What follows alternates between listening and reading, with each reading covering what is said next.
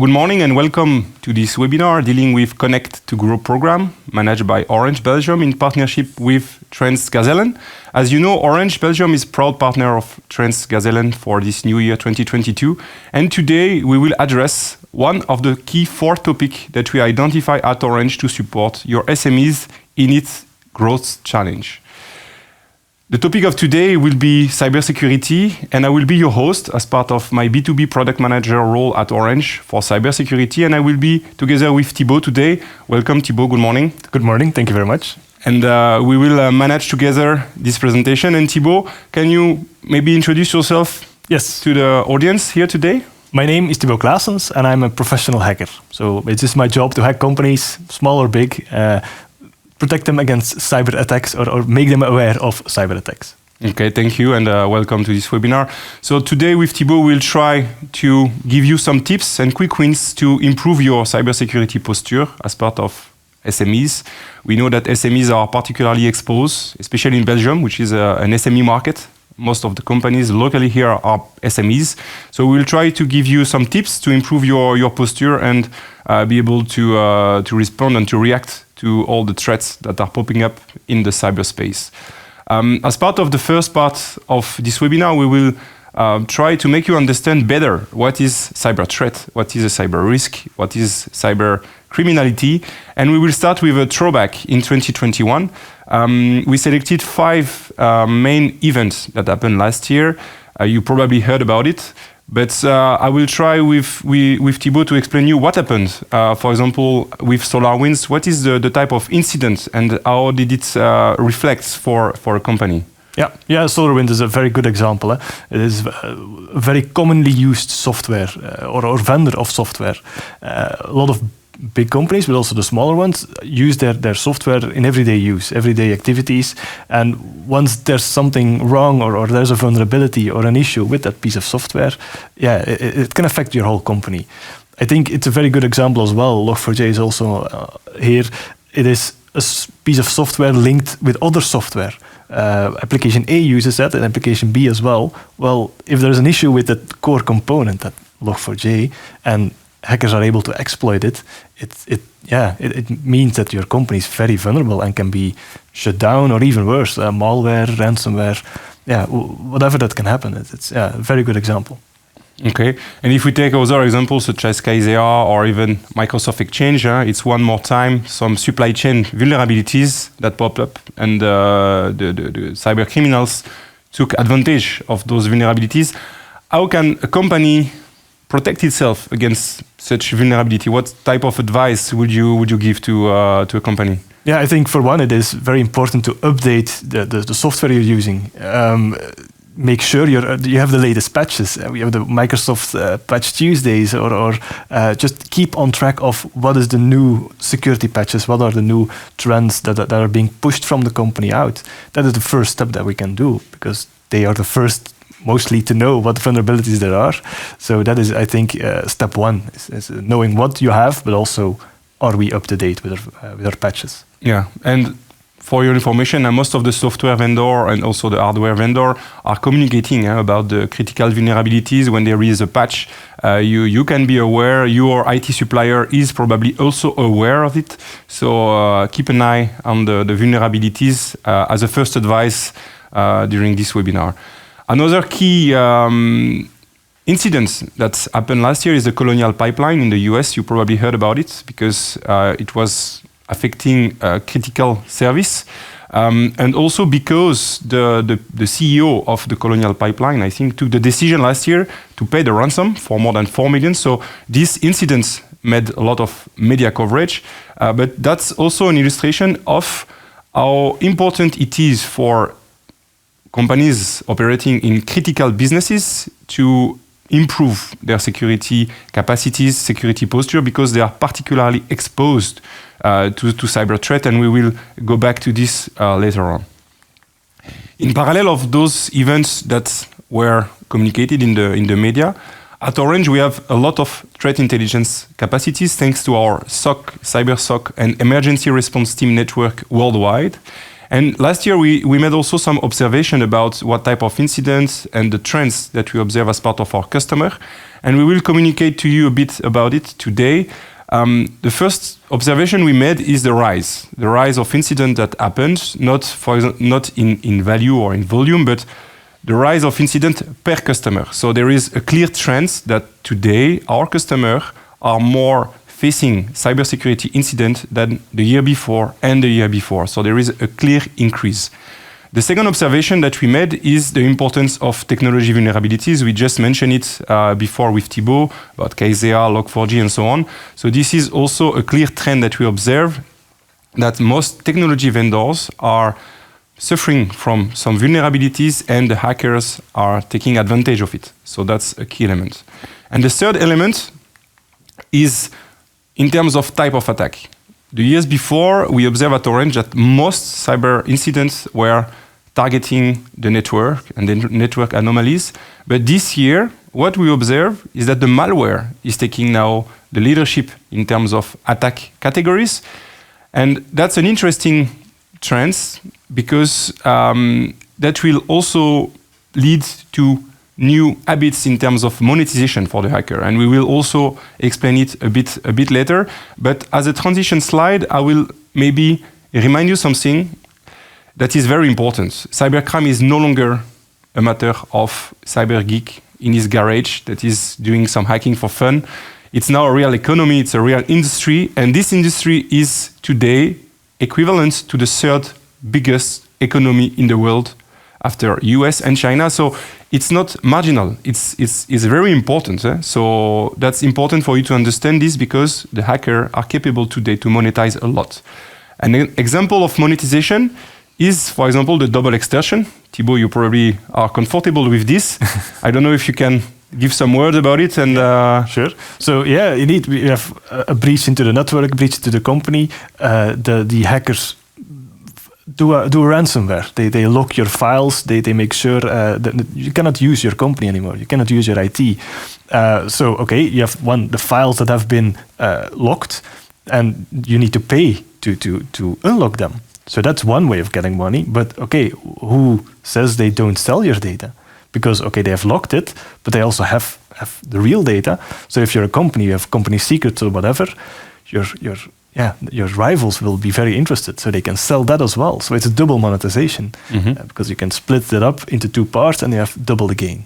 So that's one way of doubling the money for the hackers. Yes, exactly. Yes. Okay, so that's a good example of the monetization strategy from the hackers, and also an example that the hackers are now really here for business purpose. So don't underestimate these threats because it's becoming a real business threat and a real business opportunity also for them. Another trend that we observe on the malware is the commoditization of the malware and the rise of services like malware as a service, where someone non-technical, not as technical as Thibaut, for example, can easily perform some damages on your company because for X or Y reasons he wants to target you.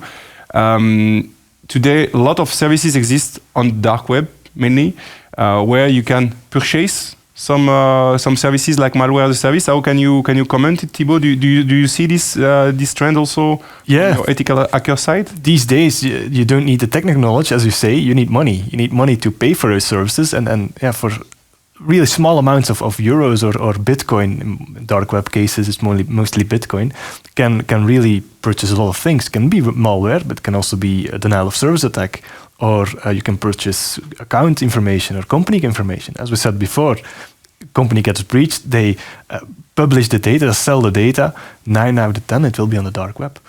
So now it's shifting from technical knowledge to just having money and being able to do that cyber damage. Okay, so you can invest money, but you get a payback because if your attack is successful, you can also receive ransom. So exactly. It's a switch in terms of cybercrime approach. Definitely. Okay. Yeah. We also hear a lot about the operator role and the affiliate role, where the operator is manufacturing the malware, and then you have the affiliate who are distributing it. It's also linked to the malware as a service. Are you aware of such trends? It's a new business model. It's the business model that's new with this age, with this information age, and that's how it works these days. Like I said, someone who creates it, someone who sells it, and someone who benefits from it, and doesn't have to be the same people in one line. Definitely. Yeah. Okay, thank you. Another key topic today is the conflict between Ukraine and Russia. We hear a lot about what can be the consequences in the cyberspace. So we wanted to say a word about this situation that is also in the news, especially in Belgium at the moment. The first thing I think to say about this conflict is definitely that Russia has a clear offensive strategy in terms of cyber. So they have some resources that are working directly or indirectly for the governments, that are working in the interests of the Russian government. So that's the first thing to know. And we see that this link between cyber and the governments popped up before the invasion of Ukraine with a kind of hybrid war where Russia was already attacking Ukraine and the Ministry of Defense of Ukraine and so on. So it's also one of the first real hybrid war that we see in our recent time. Definitely, we can expect some response to the EU sanctions. Especially, Belgium will probably be targeted because we are hosting a lot of institutions. We are also hosting the SWIFT system here in the Brussels area. So we can definitely expect some cyber activities in the coming weeks and months. I don't know if you have additional... These wars, the war nowadays is no longer fought with only weapons. It's also a cyber warfare. Next to the physical weapons, we have the information technology, which is a big part of any big country with their warfare. Unfortunately, it is at the time in war we see those things, but as you said, Russia has a lot of offensive cyber attacks going, and we see that all around the space. I think you've seen plenty of logs of your email accounts being tried to log on from Russia or other countries, but it is a new type of warfare, unfortunately.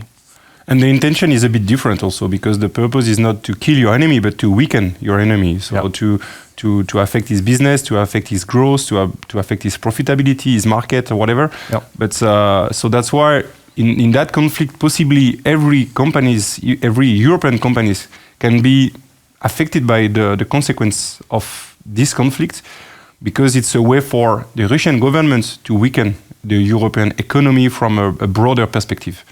Yeah, so from that conflict between Russia and Ukraine, we can definitely expect some cyber incidents in the coming weeks and months. Let's see what the future will reserve to us. Now we will perform a small workshop together with Thibaut to show you how simple it can be for a hacker, and especially a Russian hacker, which is a professional hacker, to hack a website. And that website can be really, really a pain for you as a company, especially for e-shop, e-business, where your website is central in your business grow, revenue grow, and so on. We also consider that the website, even if you don't have an e-shop and e-commerce activity, is important in terms of image, because that's also the way you communicate to your customer and prospect. So in any case, a website is a weak element in your company strategy. So Thibaut, if you can show us how simple it is to hack a website. Certainly. So like you said, it is a web shop. A web application can be anything. In this case, it will be a website which sells wines. Some breakfast, some lovely wines. I think there's a very common thing we can see with different companies. We have champagne, cheese for two, and some breakfasts. And we can, as every web shop, we can view a product. But in this case, we need to log in. Because before you can purchase something, you have to log in. The same for different wines. Before we can purchase a wine, we have to create an account, because just this case. So what every hacker will try is fill in a username and password. Maybe something we found online, but or something we know, or just random things to try to log in. In this case, we can see the password was invalid, and our information will be logged. And that's the key point here. we already know with some searching it is a Java application. That with the fact it's being logged brings us back to the previous slide, the log4j. It is technology being used behind this application. And that's the real vulnerability here. That it will log that the user has failed to log in. So first thing we will try is actually to look for vulnerabilities. We know there's a vulnerability, so we'll try to create an exploit or find an exploit, even better. In this case, there's just a public exploit available. We download it, we run it, and it gives us a piece of string, a piece of text, which we just enter into the web application. So we copy it, we paste it as our username in this case, and we click login. So what happens now? Well, we've triggered the exploit because the application logs the information. This user has tried to log in, but we give it just a simple string. We create a connection back to us. So now the server where the website is running talks to us. We have complete control over the server. We can see who am I on this server. I'm root. Root is known as I'm the top level, the top boss of the server. I can do anything I want. The admin. The admin of everything. I can change the website, what we will do now. Okay. I can do anything we want. Now, in this case, because we're using this exploit, as soon as we shut down the web server, we lose our connection. And that's what hackers do. They want to build in persistence.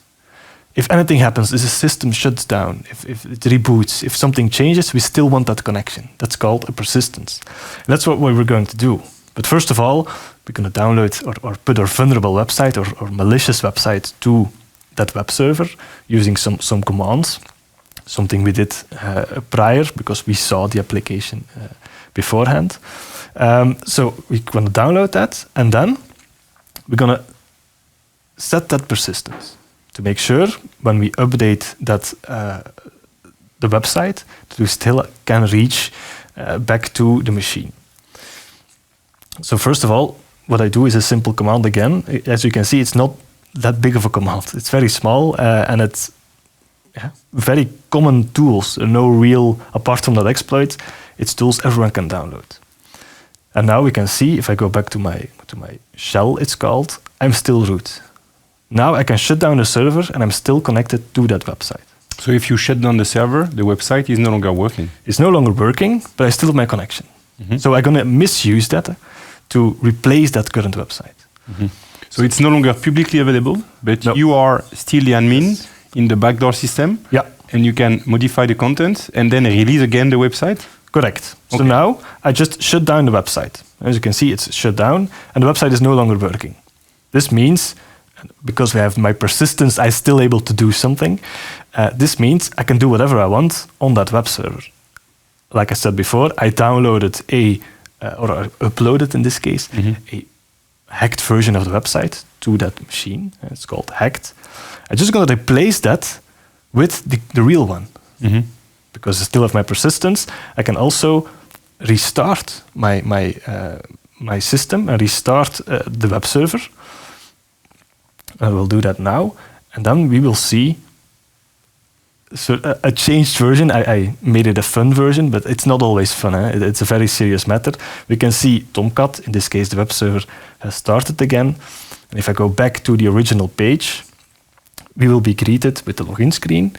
If I go back to home, we'll see the site is completely changed. We no longer have the catalog, and now it's really the case. Can we still trust this website? That's the biggest part.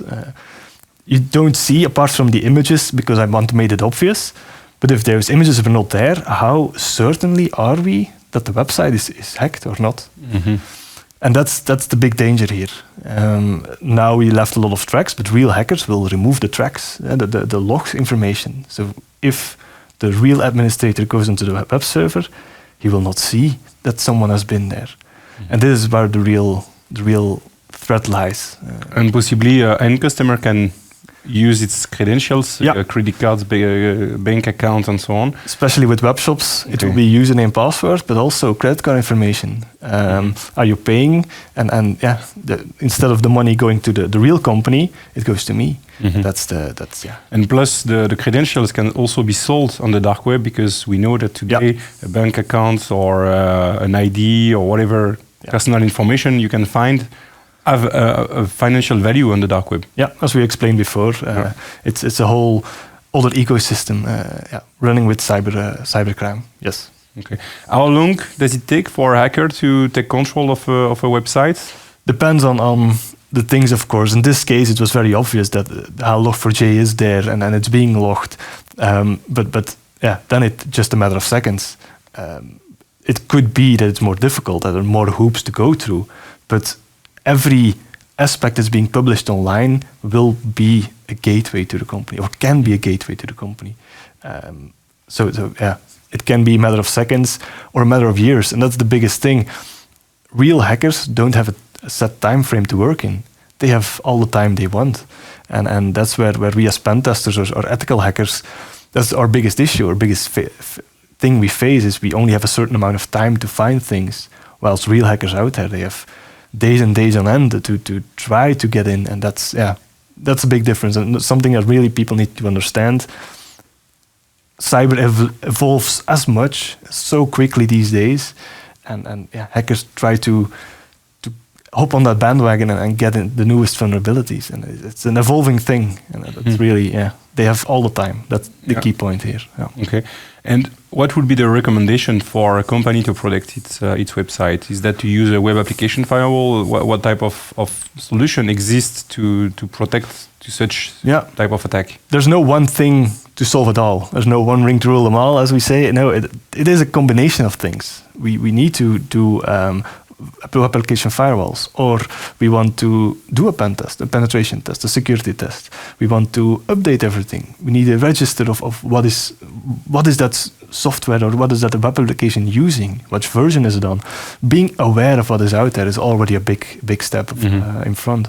It's already the first steps we can take to be more secure. Okay, and backupping its configuration as well. Yes, yeah. Because if it happens, you need to recover as quick as possible. And make sure that those backups are also secure, that they're not on the same system, because if that system gets hacked, your backups get hacked. So, and that you don't back up a corrupted version as well. Voilà, okay. Definitely. Thank you, Thibaut, for this live hacking and demo, and for the advice that you shared to our audience here today.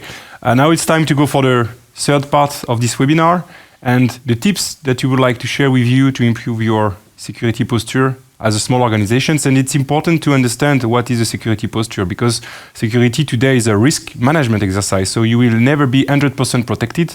So it's not a protection matter. It's really a security posture and risk management exercise that you need to face on a daily basis. In order to introduce this path, we decided to share with you some observation that we made, and especially for SMEs, most of the time, security is associated to protection. Like, people invest in antivirus, firewall, and they believe that they are safe because they invested money in technologies.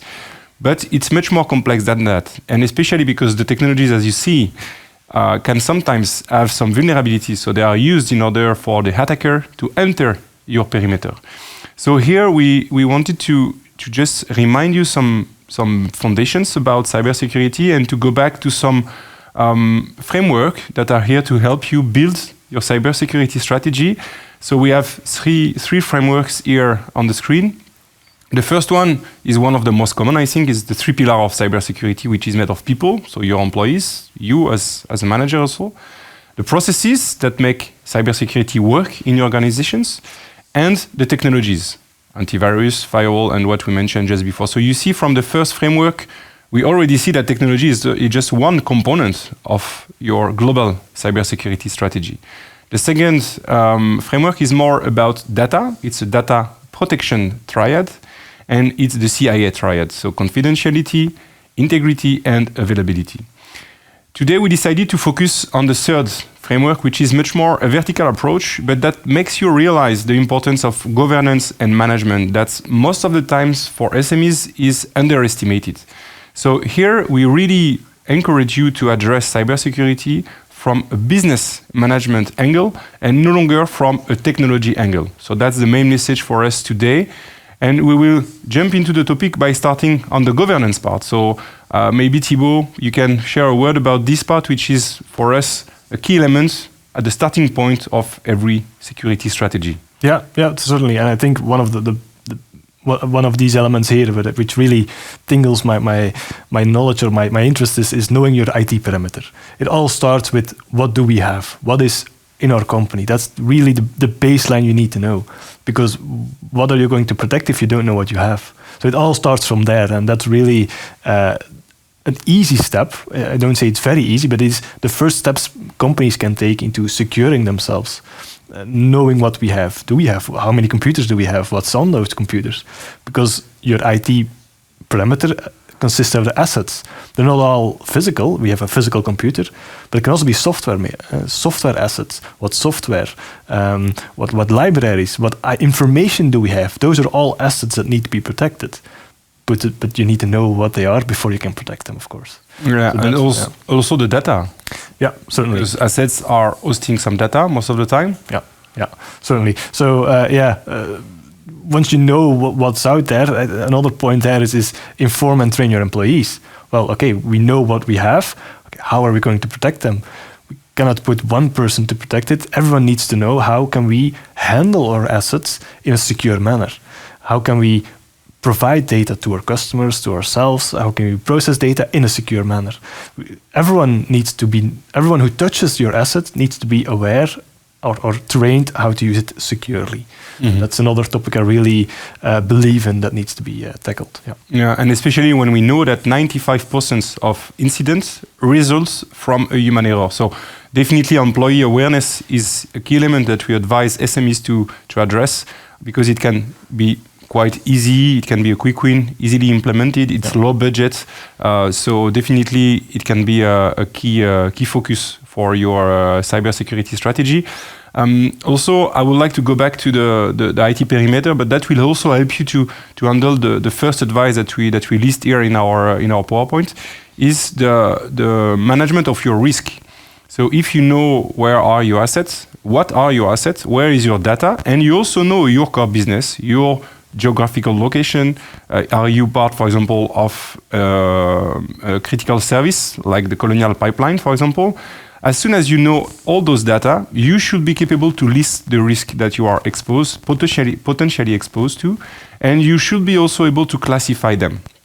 As soon as you classify them, you should also be able to take a decision, you as a manager, to decide which level of tolerance do you want to allocate to the different risks that you identify. So that's a pure management exercise, but that is also often underestimated as part of SMEs, one more time, that are most of the time focusing on the protection part rather than the governance, which is possibly a quick win for you.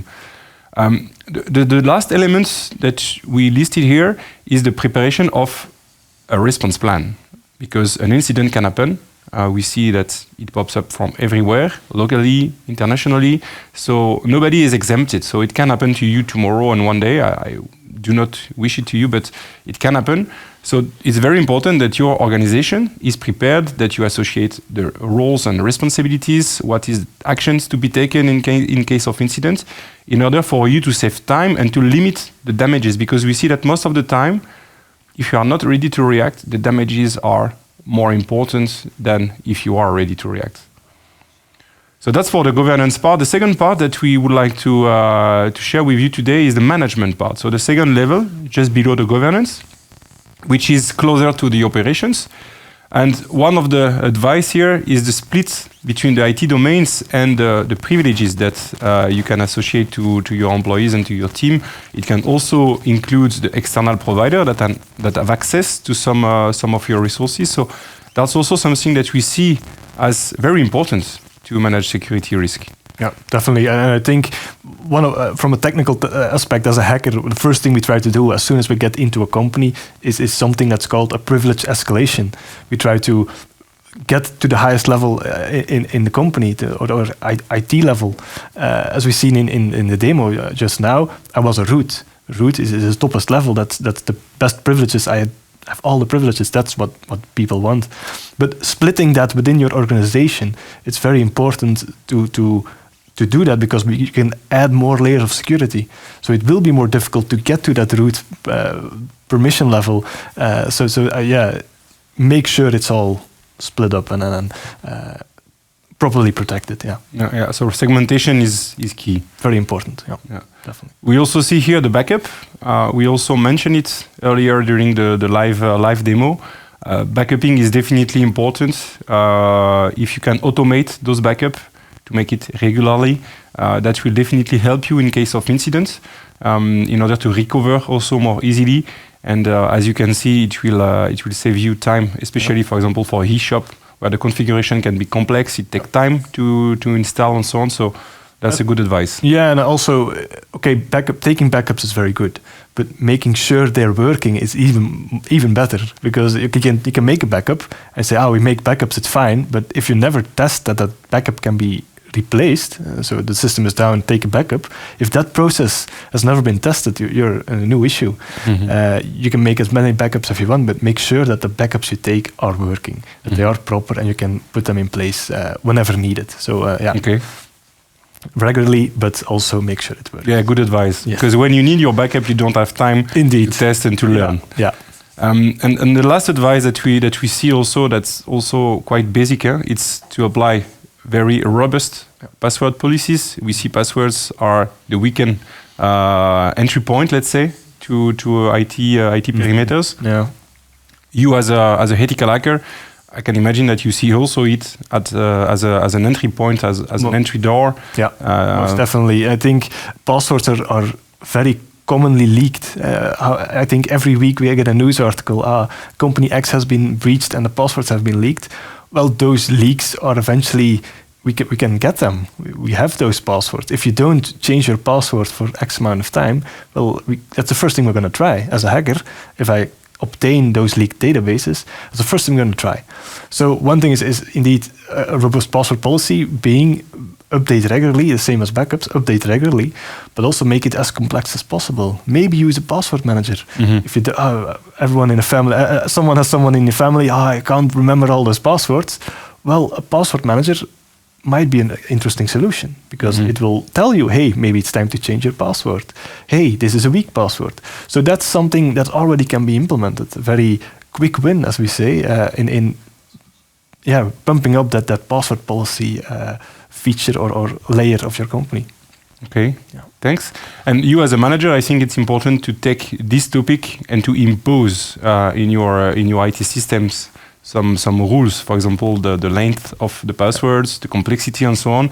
And for example, not accept a weak password for accessing corporate data. So that's also the type of quick wins that you can put in place in a few days as part of your management role. The last element is the operations. So here we are really addressing the vulnerability. So we try to protect the perimeter. So we discussed already the updates. So that's an important topic that it's in the news very often. Yeah, because the demo we just gave, it would be completely solved with just updating your software. In this case, it was a vulnerable version of Log4j. Well, one update or one patch and the exploit or this whole scenario would not be possible.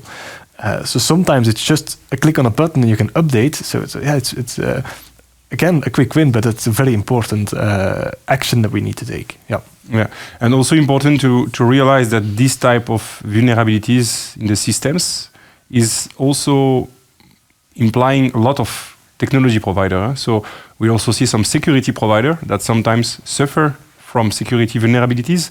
So it does not mean that you have a security component, that this component is completely safe. So it's important also that you include those components in your patching and update strategy as part of your IT operations.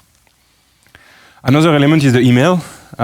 It's the main vector to spread malware. So it's definitely important. And more with all the integration between, for example, Microsoft Office 365, we see more and more integration in different ecosystems. So definitely we recommend to address the email protection as a dedicated topic. Yeah, but also again, the other part, training, is also important here.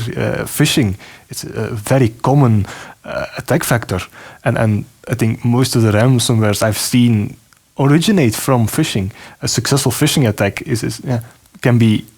It's a way into the company. So protecting your emails, having certain filters in place, and that alongside with the training of people. Hey, this is a phishing. Train them how to see phishing is a very key operation or key point in protecting, even further protecting the company from certain attacks. Yeah.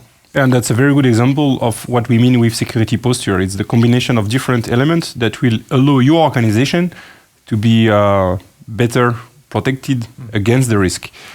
Then we have two more components which are really technology driven, which is one, the next generation firewall, which is definitely important, and especially in perimeters that are getting broader and broader with the cloud migration, with the remote workers and so on. Sometimes it's a bit difficult to understand where is your network, but definitely the data that you have either in the cloud or in your data center needs to be protected with a network protection solution.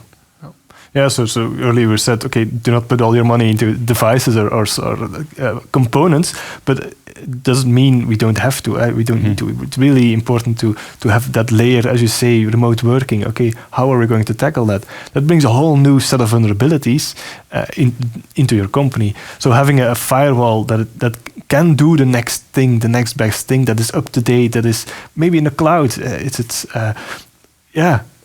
Tools that can aid us building that posture, as you say. All these elements intertwine with each other. Having someone trained to do that firewall, to manage that firewall. Having someone trained to look at, okay, what is the output of this firewall?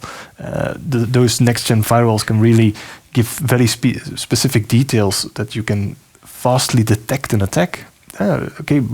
Preventing is more likely or better than recovering from. So next to the knowledge is also the tools. We cannot forget about the tools. Yeah, exactly. Yeah. Governance and management are not sufficient. We need to complement them with technology and protection strategies. So definitely yes. Yeah. And the last one is the antivirus. We see more and more changes in that domain. We see more and more endpoint detection and response, endpoint protection platform like EPP, EDR. Those are terminologies that are on the rise also at the moment, with like a dense competition on that market, with strong progress made over the last few years. Antivirus is the protection of your endpoint, but today is getting much more complex and much more broader than in the past to face new type of attacks and new type of risk, I guess. Yeah. Do you have some input also to share to our audience today? So as an ethical hacker, I try to bypass these things, and sometimes it's very difficult. But the thing is, it's a cat and mouse game. Hackers will always be one step ahead in terms of the defense party. It is, the defense needs to react to the attacker party, and it's very... These tools are very, very good and very needed, because not everyone can create new viruses or malware, but there are people out there who can do that, who can bypass an AV, antivirus. So that also links to, update regularly. Again, everything is interconnected. Having that tool is important. Knowing how to use it and being up to date is as important as having it. Certainly. Yeah. Thank you, Thibaut, for this live hacking and your time with us today. And thank you also on behalf of our audience. With pleasure. If you want to know more about our IT capacities, you can contact us on the dedicated email address b2bsecurity@orange.be, and our IT integrator, Beckham, will be delighted to help you with your cybersecurity strategy and projects, so do not hesitate to get in touch with us. In the meantime, we will contact you in the coming weeks to provide a survey in order to assess what is your current cybersecurity posture, and we will propose to help you to improve this posture and to manage the risk you are exposed to as an SME here in Belgium. For all the future events that we are proposing, you can also reach out on the dedicated page Connect to Grow Live, and you will have all information of the coming event. Thank you for your time today, and have a good day. And stay safe. And stay safe, exactly, yeah.